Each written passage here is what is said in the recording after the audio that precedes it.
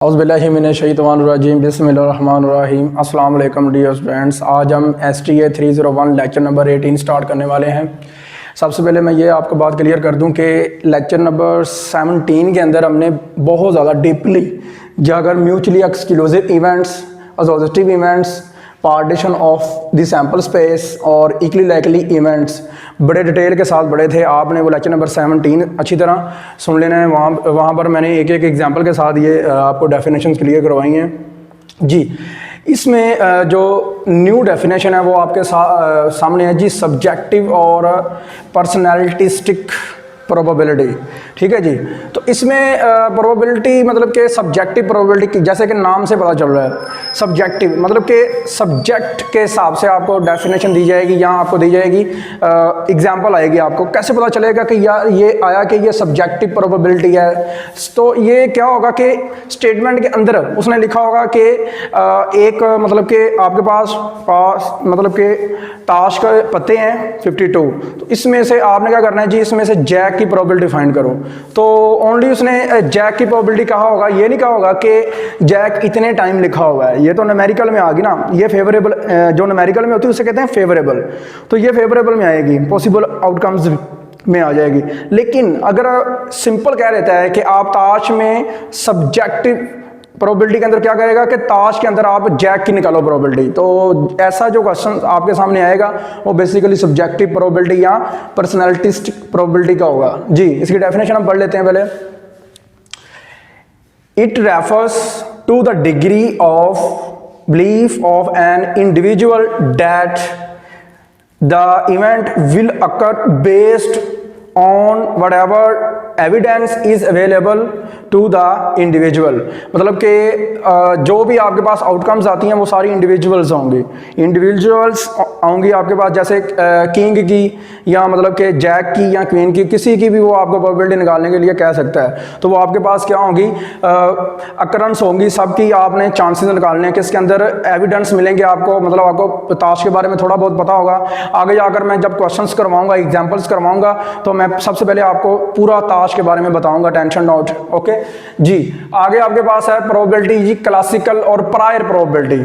Classical और prior probability ये क्या है जी, एक अच्छा बेसिकली मैं एक और बात क्लियर कर देता हूं, ये डेफिनेशन है प्रोबेबिलिटी की। अच्छा जी, ये पेपर में अगर स्पेशल आपको नाम दे देता है सब्जेक्टिव या पर्सनैलिटिस्टिक प्रोबेबिलिटी की डेफिनेशन, मतलब कि ये डेफिनेशन लिखो, फिर आपने यही लिखनी है।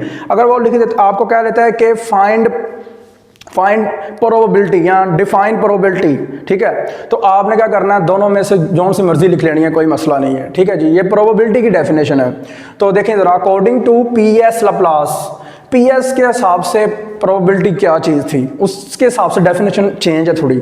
वो क्या है जी, इफ़ एन एक्सपेरिमेंट, एक experiment can result in an, एक एक्सपेरिमेंट है जो ना रिजल्ट देता है किसकी फॉर्म में आपको, मतलब कि एन की फॉर्म में, मतलब कि सैंपल स्पेस जो है ना वो भला क्या बनती है, वो एन बनती है, सैंपल स्पेस। ठीक है ना जी। एक्सक्लूसिव में भी वो म्यूचुअली एक्सक्लूसिव हो सकते हैं, ये मैंने डेफिनेशन क्लियर करवाई है 17 में जी। म्यूचुअली एक्सक्लूसिव हो सकते हैं, इक्वली लाइकली हो सकते हैं, एंड एसोसिएटिव आउटकम्स हो सकती हैं। ठीक है जी, इतनी ज़्यादा आउटकम्स हो सकती हैं इस प्रोबेबिलिटी के अंदर।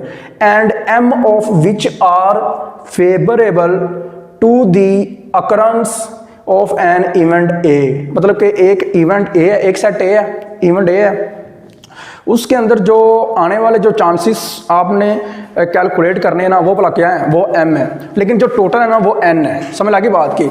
तो देखें जरा, इसका जो फॉर्मूला बनेगा वो कैसे बनेगा।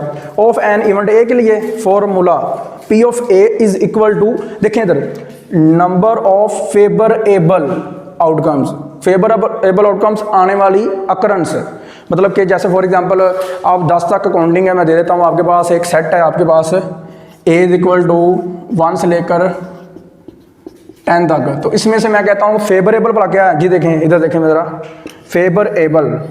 फेवरेबल, तो फेवरेबल मैं कह लेता हूँ जी आपके पास 2 और 4 है, 2 और 4 है। तो देखें ये कितने नंबर हैं, 2 है ना, 1 और ये 2 नंबर आ गए इसके अंदर।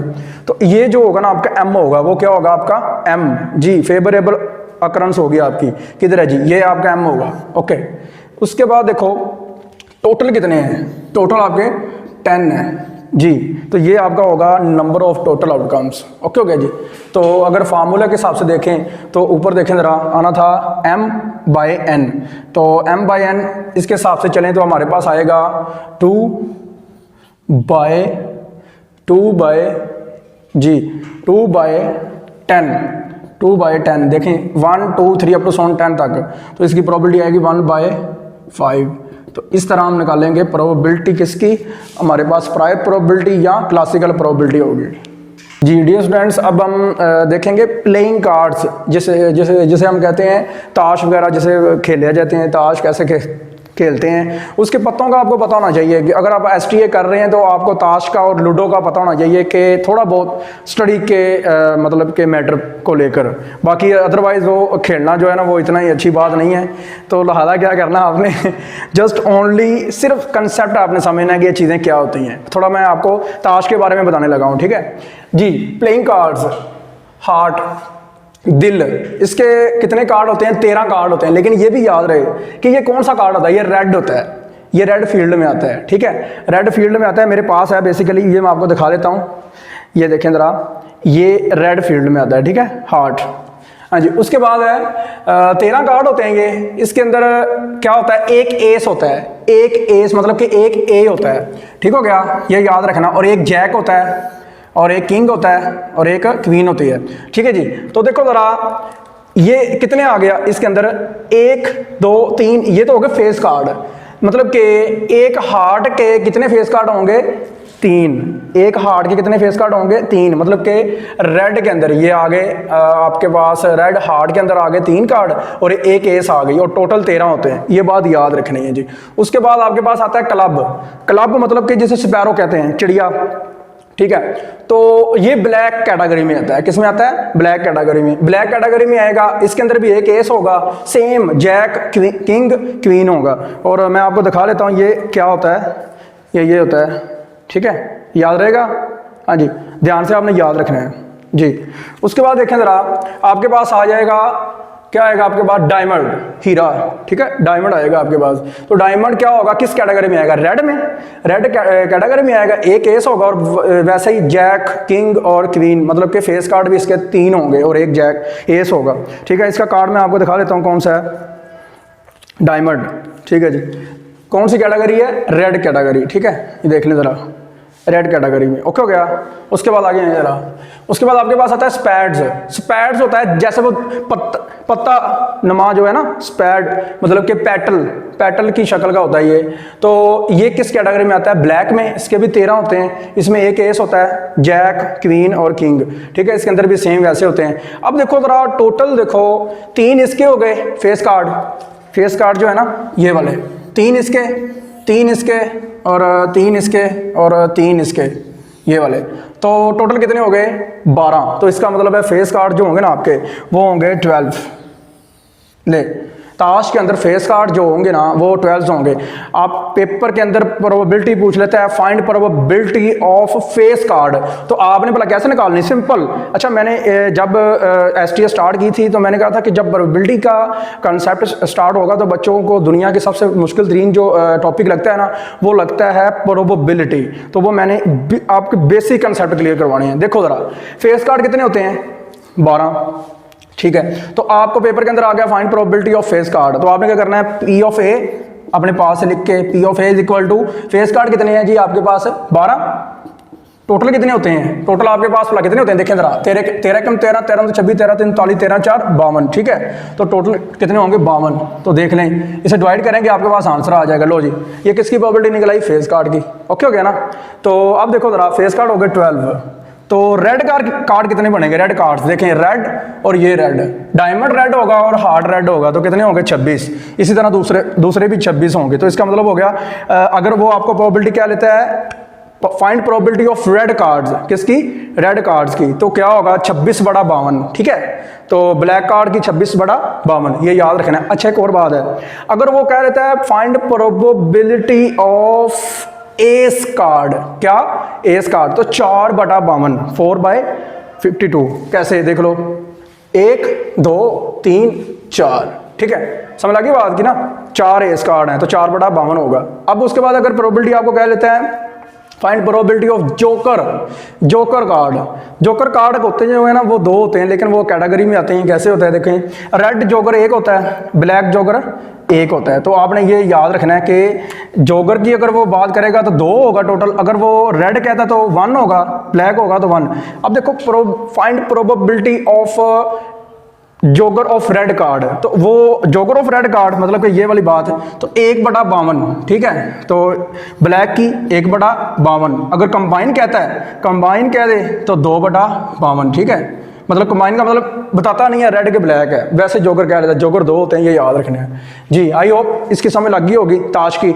और एक बात मैं क्लियर कर देता हूँ, ये ताश जस्ट ओनली कंसेप्ट के लिए खेलना अच्छी बात नहीं है, ठीक है, हानिकारक है खेलने के लिए। हाँ जी, आगे देखें ज़रा। आपके एग्जाम्पल नंबर 1 है, वहाँ पर उसने लिखा हुआ है जी प्लेइंग कार्ड जो है ना, प्लेइंग कार्ड अगर वो 52 दे देता है तो ठीक है, अदरवाइज आपको माइंड में रहना चाहिए प्लेइंग कार्ड जो होते हैं वो 52 होते हैं, ठीक है जी। प्लेइंग कार्ड आपके पास है number of 52, total number of possible outcomes. उसके बाद उसने लिखा होगा find probability of red cards, तो रेड कार्ड्स कितने होंगे 26, तो वो आपके पास m आ जाएगा। अच्छा, प्रोबेबिलिटी की डेफिनेशन पढ़ा, कौन सी मैं इस्तेमाल कर रहा हूँ, प्रायर प्रोबेबिलिटी की, ठीक है ना, ये बात याद रखनी है जी। तो देखें P of A is equal to m/n लिखते थे प्रायर प्रोबेबिलिटी ने, तो 26 ऊपर आ गया और 52 नीचे आ गया, तो देखें 1 और ये 2 कैंसिल हो गया तो 1/2 आएगा। अच्छा, एक और बात याद रखनी है, प्रोबेबिलिटी का जो कॉन्सेप्ट होता है ना, प्रोबेबल, चांसेस, इसका मतलब ये होता है, देखो वो कह रहा था कि टोटल 52 कार्ड है, उसमें से प्रोबेबिलिटी निकालो 26। अब देखो 26 कार्ड, रेड कार्ड की बात कर रहा था, रेड कार्ड के आने की प्रोबेबिलिटी कितनी है, तो उसकी जो प्रोबेबिलिटी होगी ना रेड कार्ड के आने की, हाफ होगी। जैसे हाफ होगी रेड की, हाफ होगी ब्लैक की, टोटल मिला के 1 हो जाएगी। तो टोटल करने से 1 आना चाहिए, तो देख लो हाफ प्रोबेबिलिटी जो है ना, हाफ आया इसका आंसर, देख लें तो हाफ होगा ना, 26 को 2 के साथ मल्टीप्लाई करें 52 आता है, तो देख लें हाफ है, ठीक है ना, आधा कर दिया 26 को, तो हाफ प्रोबेबिलिटी है किसकी, रेड कार्ड की, तो ब्लैक की भी हाफ ही होगी। आगे जो उसके बाद उसने दूसरे पार्ट में लिखा होगा फाइंड प्रोबेबिलिटी ऑफ टेंस, ये भी मैंने क्लियर करना था कि हर एक हार्ड क्लब, ठीक है, डायमंड और स्पेस में हर एक में एक 10 होता है। एक 10 का जो है ना वो क्या होता है जी, पता होता है, ये मैं आपको क्लियर कर देता हूं। 10 किधर है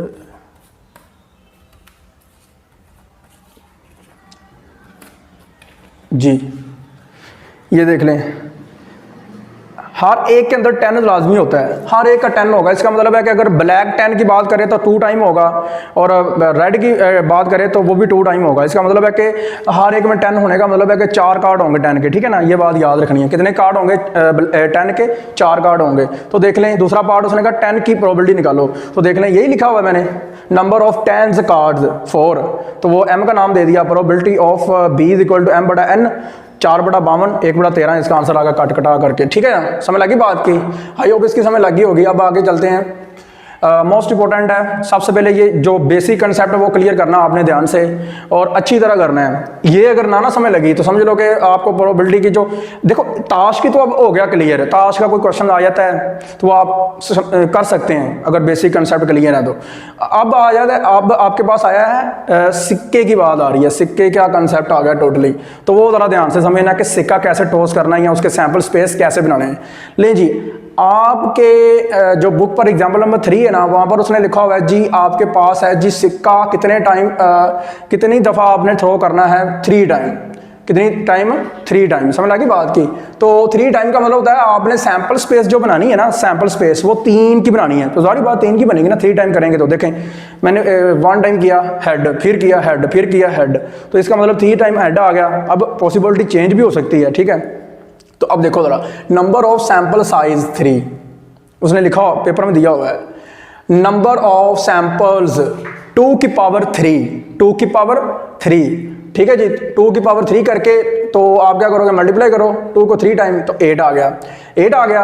अब देखो 8 आया तो सबसे पहले आपने क्या करना है, 8 को आपने 2 पर डिवाइड कर देना है। कितना आंसर आ गया, 4। कितना आंसर आ गया, 4। ये सैंपल स्पेस बनाने का तरीकाकार है, ये शॉर्ट में आ जाता है, ऑब्जेक्टिव में भी आता है, बड़ा ये इंपॉर्टेंट कंसेप्ट है। तो आपने क्या करना है, 1, 2, 3 4, 4 दफ़ा आपने हेड लिख देना है। क्या लिख देना है? 4 दफ़ा हेड, 4 दफ़ा टेल। लो जी, 4 दफ़ा आपने हेड मतलब हेड और टेल लिख दिया। टोटल मिलाएंगे तो 8 आता है, टोटल मिलाएंगे तो 8 आता है। ठीक है, ये बात सही है, 8 आता है।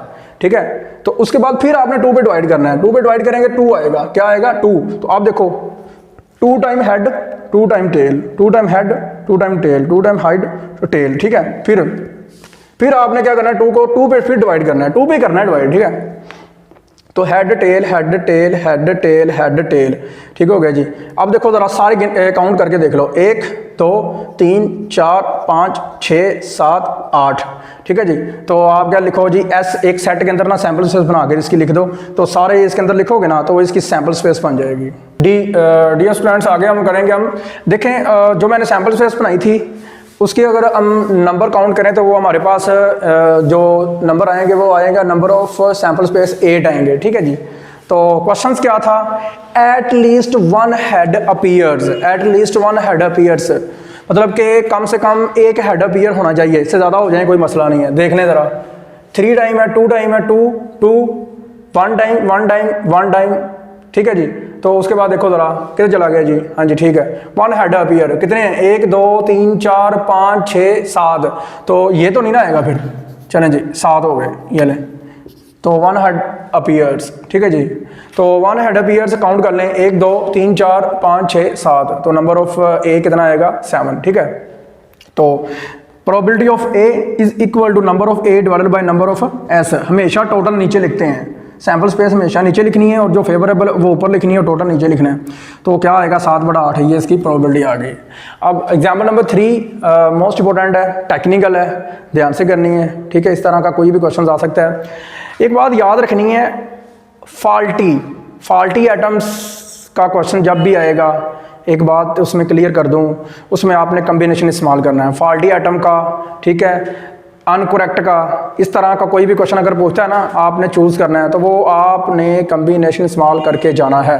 कम्बिनेशन के बगैर नहीं होगा वो। कैसे देखें, उसने लिखा हुआ है जी सैम्पल स्पेस आप ड्रा करो। आपके पास एक बॉक्स है, उसके अंदर टोटल एटम जो है ना वो 12 है। कितनी है? 12। तो उसमें से आपने जो सैम्पल ड्रा करना है वो 4 का करना है। कितने का करना है? 4 का। ठीक है जी। तो वो क्या आएगा जी? कम्बिनेशन आप लेंगे, चूज़ करेंगे आप 4 को। 12 में से कितना चूज़न, मैंने उस दिन भी आपको प्रीवियस लेक्चर्स में कहीं बताया है कि कम्बिनेशन का जो यूज़ करते हैं वो चूज़न जब बात करते हैं वहाँ पर। तो बॉक्स में से आपने बॉल चूज़ करनी है ना। तो 12 का कम्बिनेशन लें, 4 के साथ कितना आएगा? तो आएगा आपके पास 495 आएगा। ठीक है जी। अब क्वेश्चन क्या था? क्वेश्चन था कि आप ना बॉक्स बाजार गए हो, आप बाजार गए हो तो आपको ना एक बॉक्स मिल रहा है, उसके अंदर एटम्स हैं 12 एटम्स हैं। तो आपने शर्त रखी है उसके लिए कि भाईजान बात सुनो कि हम क्या करेंगे, एक सूरत दो कंडीशंस आप मतलब हो सकती हैं। आपने अपने पास से 2 कंडीशंस लगाई हैं कि एक्सेप्ट कब करेंगे। तो वो आपके सैंपल साइज़ के ऊपर मैटर करता है। सैंपल साइज़ के ऊपर मैटर कैसे करता है? उसने लिखा कि आप कब एक्सेप्ट करोगे, जब फॉल्टी आइटम कितनी होंगी? 3 होंगी। ठीक है जी। तो फॉल्टी आइटम 3 होंगी और उसका मतलब है जो सही होंगी, राइट होंगी, जो गुड होंगी, तो वो गुड आइटम कितनी होंगी? फिर 1। ठीक है जी। तो इसका मतलब है या तो फॉल्टी आइटम उसके अंदर मतलब कि सारी के सारी फॉल्टी आइटम आ जाएं। ठीक है जी। कंडीशन है मतलब कि सैंपल्स जो सैंपल साइज है ना उसके ऊपर मैटर करता है क्या आपका क्वेश्चन। मतलब कि ये कि आपका जो सैंपल साइज होता है ना उससे छोटा वो जो आपकी कंडीशन होती है। कंडीशन मतलब कि जैसे उसने लिखा हुआ है जी फॉल्टी आइटम कितनी है जी, आपके पास 3 चूज़ करें। फॉल्टी आइटम 3 हो सकती हैं। तो इसका मतलब सैंपल साइज कितने का था? 4 का। तो आते हैं जी, देखें जी, फॉल्टी आइटम कोई भी नहीं होनी चाहिए। फॉल्टी आइटम कोई भी नहीं होनी चाहिए। तो बॉक्स हमारा है। ठीक है। अब देखो 3 है, आपने 12 पूरा करना है। तो 3 है तो बाकी कितना रहेगा? 9 इधर चला गया। ओके हो गया।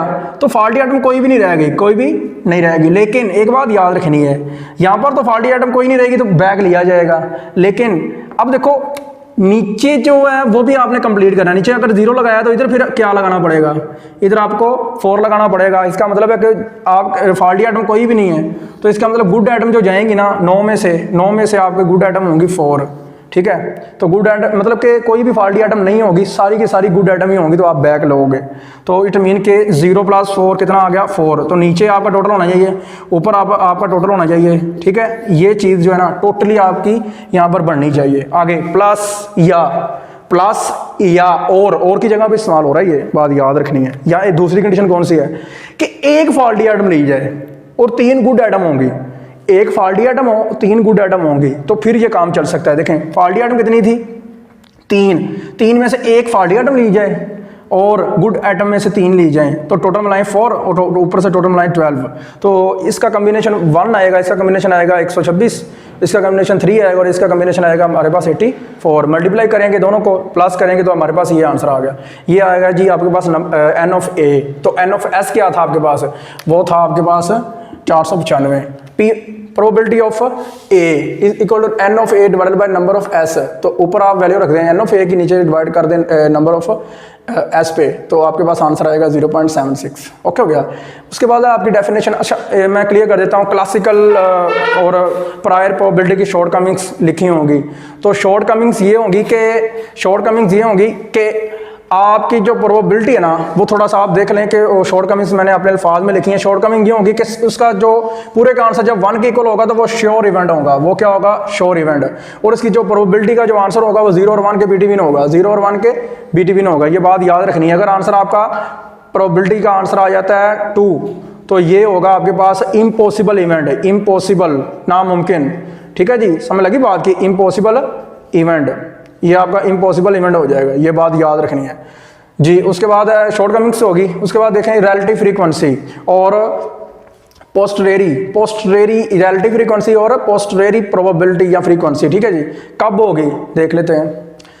If an experiment is repeated a large number of times, say n, under uniform conditions, and if the event A occurs m times, then probability of A is equal to n approaches to alpha। Limit लेनी है और m over n। Simple अल्फाज में अपने में बोलने लगा हूँ। इसका जो मतलब है ना, इसका मतलब ये है कि आप कोई ऐसी प्रोबेबिलिटी फाइंड करते हो जिसमें क्या होता है कि number of time, large number of times एक ही चीज़ रिपीट होती है बार बार। इस तरह की जो प्रोबेबिलिटी होगी ना वो होती है रिलेटिव फ्रीक्वेंसी और पोस्टरेरी फ्रीक्वेंसी या प्रोबेबिलिटी। समझ लगी बात की। ओके जी, अल्लाह हाफिज़।